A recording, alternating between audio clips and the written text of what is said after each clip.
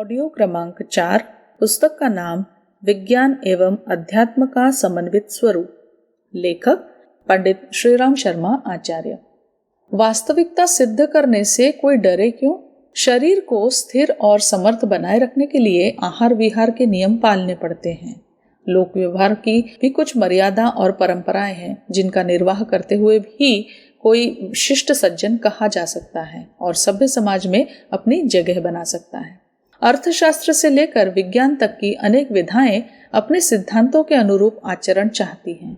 इन विधाओं की अवमानना करने पर प्रत्यक्ष जीवन में पग पग पर हानि उठानी और भर्त्सना सहनी पड़ती है। अनुशासन और प्रयोग विधान से विनिर्मित राजमार्ग पर चलते हुए ही कोई सुखी रह सकता है और प्रगति पथ पर अग्रसर होने का लाभ उठा सकता है। अध्यात्म क्षेत्र का अपना स्वरूप और अपना अनुशासन है जिसे पढ़ सुन लेने से काम नहीं चलता, वरन उसके निर्धारणों को हृदयंगम करना और दृढ़ता पूर्वक प्रयोग में लाना पड़ता है। उस सारी व्यवस्था को समझ पाने पर ही यह संभव हो सकता है कि प्रतिफलों से लाभान्वित हुआ जा सके। केवल कथोपकथनों की तोतारटंत से तो कौतूहल मात्र बन पड़ता है, लाभ उठाने जैसी स्थिति तो बन ही नहीं पाती। चेतन पक्ष को सुनियोजित सुसंस्कृत बनाने की विधि को अध्यात्म नाम से जाना जाता है। इसमें वह अनुशासन भी जुड़ा हुआ है जिसको संयम या आत्मानुशासन नाम से जाना जाता है। यह न बनने पर जो शेष रह जाता है उसे आडंबर या कलेवर ही कह सकते हैं। रामलीला आयोजन में बड़े आकार के रावण, कुंभकर्ण आदि खड़े किए जाते हैं। उनसे कौतूहल भर होता है। अधिक से अधिक उन दैत्यों के संबंध में कुछ जानकारी मिलती है, पर यह नहीं होता कि वे पुतले केवल अपने कलेवर के अनुरूप कुछ क्रिया, कृत्य, पराक्रम, पुरुषार्थ करके दिखा सके। यही बात अध्यात्म के संबंध में भी है। आमतौर से लोग उसके कलेवर भर का स्पर्श करने में रुचि लेते हैं, उसकी मर्यादाओं को जीवन में उतारने का प्रयत्न नहीं करते। फलतः जो कुछ बचा रहता है उसे कलेवर की विडंबना भर कहा जा सकता है। तथ्य और तत्व का समावेश न होने पर यह स्थिति बन नहीं पड़ती जिसमें विज्ञान के समतुल्य या उससे भी अधिक महत्वपूर्ण सिद्ध कर सकने की स्थिति बन सके। एक ओर सजीव हाथी खड़ा हो और दूसरी ओर वैसा ही कागज का पुतला बनाकर खड़ा कर दिया जाए तो यह आशा नहीं की जा सकती कि तुलना करने पर दोनों के सामर्थ्य समान सिद्ध हो सकेंगी, दोनों को समान महत्व का मूल्य मिल सकेगा, दोनों से समान काम लिया जा सकेगा। नकली को अधिक वरिष्ठ या प्रमुख सिद्ध करने का तो अवसर ही कहाँ आता है। जब जड़ पदार्थों से लाभान्वित होने की, शरीरों को स्वस्थ रखने की, व्यापार व्यवसाय की कोई विधि व्यवस्था हो सकती है तो चेतना को सही और सुसंस्कृत बनाए रहने का भी सुनिश्चित अनुशासन रहेगा ही। शरीर की पृष्ठभूमि में प्राण काम करता है। प्राण दुर्बल हो जाने पर या विलग हो जाने पर शरीर महत्वहीन बन जाता है। इससे प्रकट है कि चेतना की, प्राण सत्ता की, विचारणा की अपनी समर्थता और उपयोगिता है।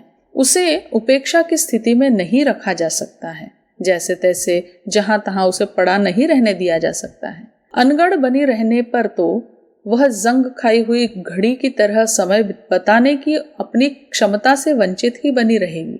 इस दुर्गति से चेतना क्षेत्र को बचाए रहने के लिए अध्यात्म विज्ञान का सुनियोजन हुआ। पदार्थ विज्ञानियों की तरह ऋषिकल्प तपस्वियों ने अपने मानस को प्रयोगशाला बनाकर उन तथ्यों को खोज निकाला है जिन्हें अपनाकर नर वानर स्तर का एक सामान्य प्राणी किसी तरह रिद्धि सिद्धियों का स्वामी, विश्व वसुधा का अधिष्ठाता बन सका। किस प्रकार उसने अपनी प्रसुप्त शक्तियों को खोजा और उन्हें जागृत करके देव मानव का पद पाया। अध्यात्म का जादू जैसा इन दिनों माना जाता है और उसे प्राप्त करने के लिए रहन सहन किन्हीं विचित्रताओं से भरा बनाना पड़ता है, पर बात ऐसी बिल्कुल भी नहीं है। अध्यात्म विचारों की उत्कृष्टता अपनाने से आरंभ होता है। इसका प्रभाव व्यक्तिगत चरित्र को उत्कृष्ट स्तर का देखे जाने में परिलक्षित होता है। यही उपलब्धि जब जनसंपर्क में उतरती है तो आदर्शवादी व्यवहार कुशलता के रूप में दिख पड़ती है।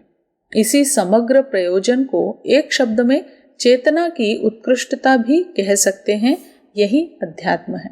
पदार्थ द्वारा मिल सकने वाले लाभों से सभी परिचित हैं। बलिष्ठ शरीर की उपयोगिता भी निरंतर सिद्ध होती रहती है। संपत्ति के आधार पर इच्छित सुविधा साधन खरीदे जा सकते हैं।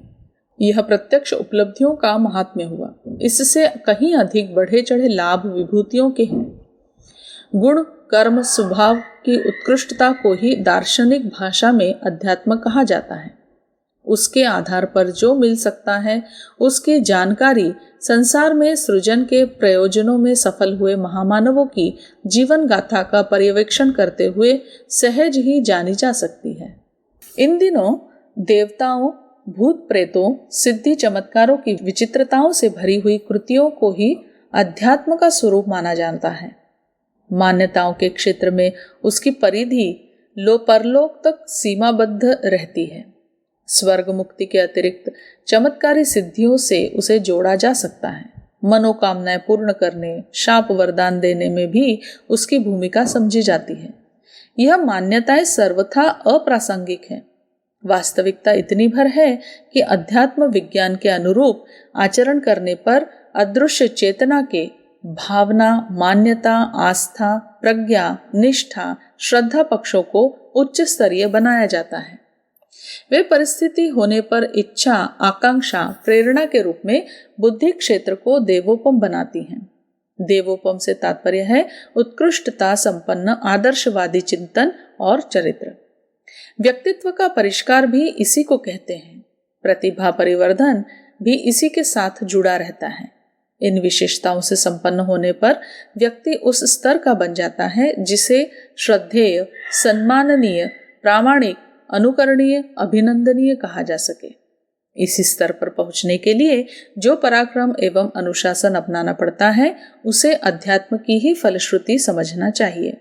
यह नगद धर्म है। इस क्षेत्र के प्रयासों के परिणाम हाथों हाथ देखे जा सकते हैं। आत्मसंतोष, लोक सम्मान और दैवी अनुग्रह इसकी 3 उपलब्धियां मानी जाती हैं, जो इस मार्ग पर चलने वालों को पग पग पर मिलती जाती हैं। आत्मबल प्राप्त करने के लिए 2 साधनाएं निरंतर करनी पड़ती हैं। एक है संयमशीलता, जिसे दूसरे शब्दों में तपश्चर्या भी कहा जा सकता है। इसका प्रयोग है पुण्य परमार्थ। लोक मंगल, जन कल्याण भी इसी आधार पर बन पड़ता है।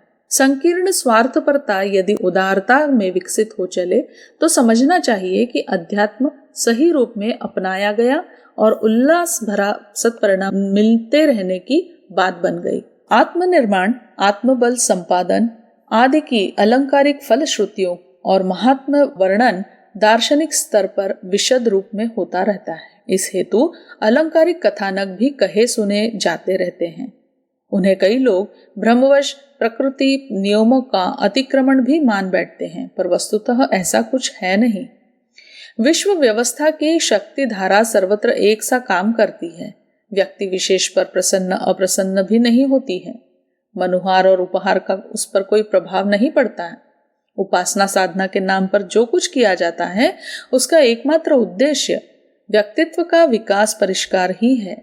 इतना बन पड़ने पर मनुष्य एक ऐसा चुंबक बन जाता है जो बहिरंग क्षेत्र की समृद्धियों और अंतरंग की विभूतियों एवं सिद्धियों को अपने साथ खींचता और जोड़ता रहता है। व्यक्ति चेतना की तरह ब्रह्मांड चेतना भी है। चिंगारी और ज्वाला की उपमा इसी प्रसंग में दी जाती है। परिष्कृत व्यक्तित्व जागृत चिंगारी है, जो अवसर का सुयोग मिलते ही ज्वाल भाल एवं दावानल के रूप में सुविस्तृत बनती और असाधारण भूमिका निभाती देखी जाती है। ऐसे प्रसंगों का ही दैवी चमत्कार के रूप में उल्लेख होता रहता है। अध्यात्म की वास्तविकता का स्वरूप एवं उपक्रम समझ लेने के उपरांत यह स्पष्ट हो जाता है कि चेतन को महत चेतन के साथ जोड़ने की यह प्रक्रिया आत्म संयम, अनुशासन, मर्यादा पालन की तपश्चर्या से आरंभ होती है और उत्कृष्ट आदर्शवादिता से भरे पूरे चरित्र व्यवहार में अपना प्रमाण परिचय पग पग पर देती है। परिष्कृत आत्मा ही परमात्मा है। वेदांत दर्शन में अयमात्मा ब्रह्म, प्रज्ञान ब्रह्म, तत्वमसि, सोहम, शिवोहम जैसे सूत्रों द्वारा वास्तविकता का स्पष्टीकरण किया गया है। गई गुजरी स्थिति में मनुष्य नर वानर से अधिक और कुछ नहीं रहता। संचित कुसंस्कार और प्रचलन के प्रभाव मिलकर पतनोन्मुख प्रवाह उत्पन्न करते हैं। ढलान पर वैसे लोग क्रमशः नीचे की तरफ खिसकते रहते हैं, पर पतनोन्मुख इन्हीं प्रवृत्तियों को भवबंधन, नरक आदि नाम से जाना जाता है। असुर, शैतान, दैत्य, दानव आदि यही हैं।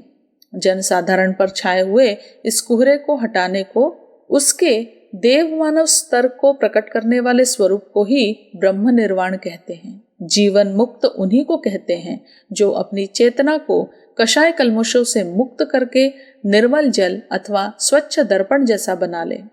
उन्हीं पर आकाश का प्रतिबिंब यथावत उतरता है। ईश्वर सानिध्य इसी आधार पर बन पड़ता है।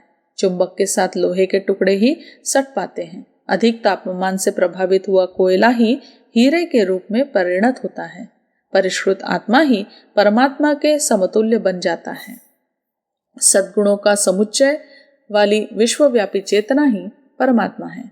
उसी स्तर की आत्माएं ही सजातीय के साथ घुलने में समर्थ होती हैं। अध्यात्म का स्वरूप और उद्देश्य यही है। यह उपक्रम जहाँ जितने अंश में बन पड़ रहा हो, समझना चाहिए कि वहाँ उतना ही भगवान का निवास है। असली और बड़ी मात्रा में होने पर ही महत्वपूर्ण सत्ताएं अपना चमत्कार दिखाने में समर्थ होती हैं।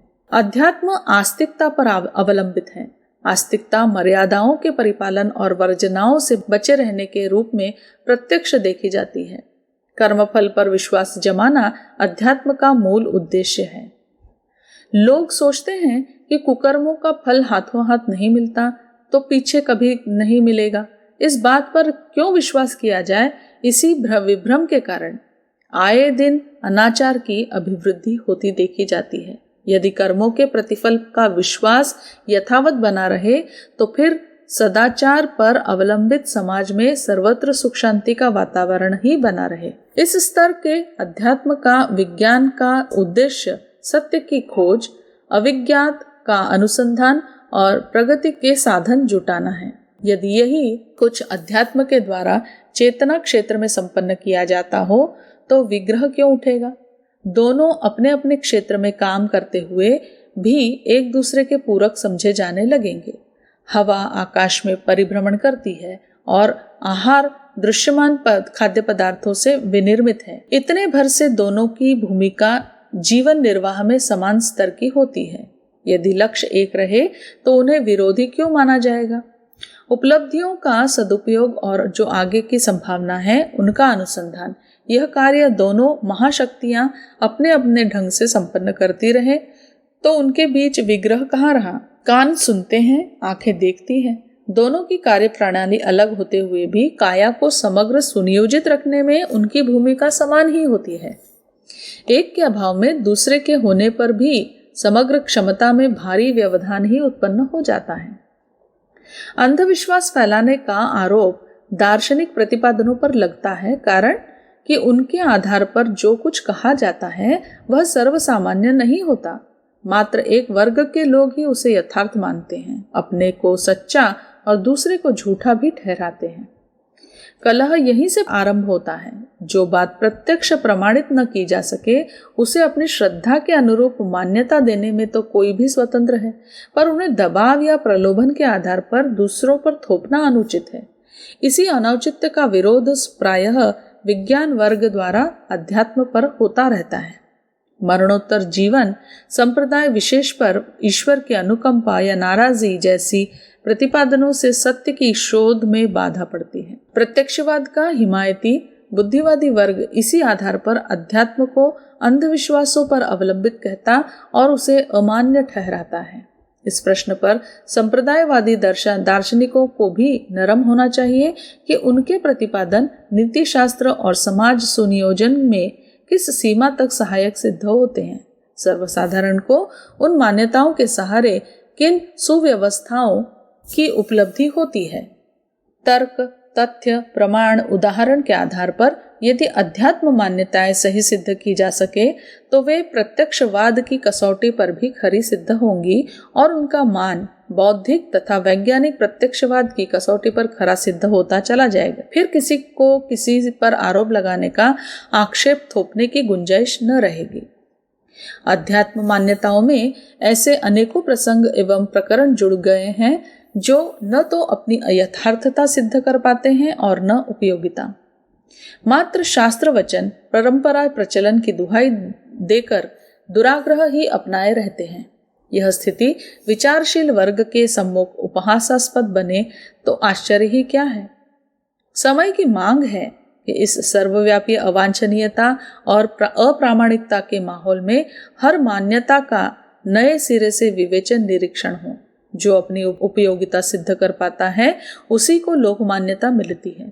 इस संदर्भ में अध्यात्म को स्वयं आत्मनिरीक्षण, परीक्षण करना चाहिए और जो खरा है वह अपना वाला सिद्धांत अपनाकर ऐसा कवच पहन लेना चाहिए कि जिस पर बुद्धिवाद का, प्रत्यक्षवाद का आक्रमण, आघात न पहुंचा सके।